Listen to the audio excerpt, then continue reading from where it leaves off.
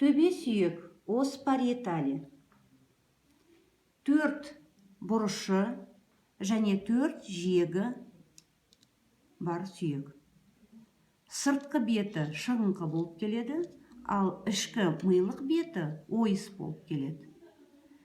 Мыйлық бетінде саусақ батыңқылар орналасқан, импрессионес дигитаты.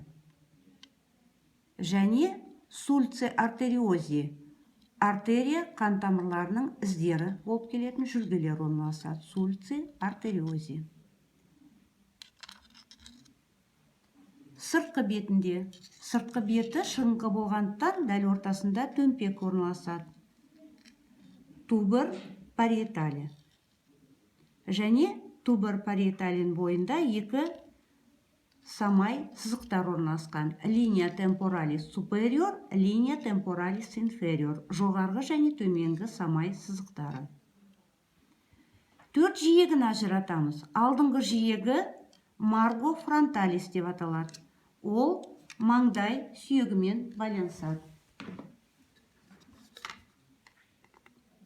Осылай. Артқы жиегі шүйделік жиек. Марго окципиталис деп аталады. Марго окципиталис шүйде сүйегімен байланысады.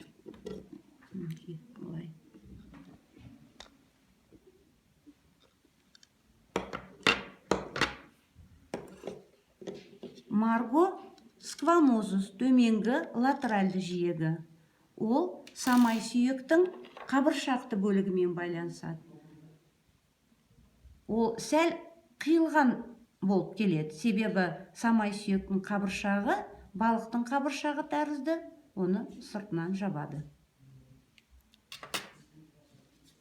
Жоғарғы медиальды бөлігінде марго сагиталис орналасады. Марго сагиталис, сагитальды жиек. Марго сагиталистің бойында сыртқы бетінде форамен париетали деген тесік орналасады. Осы сүйектің тесігі.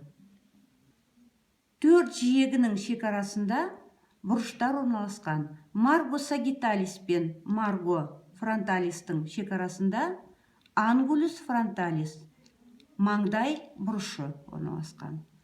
Марго сквамозус пен марго фронталистің шекарасында ангулюс сфеноидалис, сына тәрізді сүйектің сыналы бұрыш орналасады.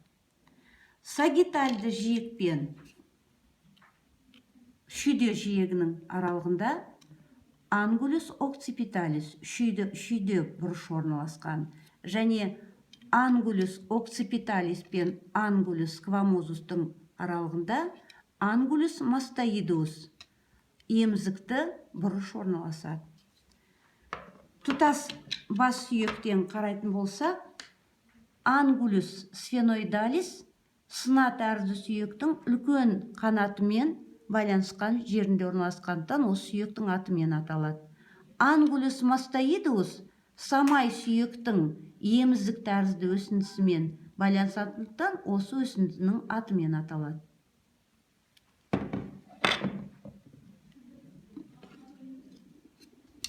Мынау менің қолымдағы оң сүйек.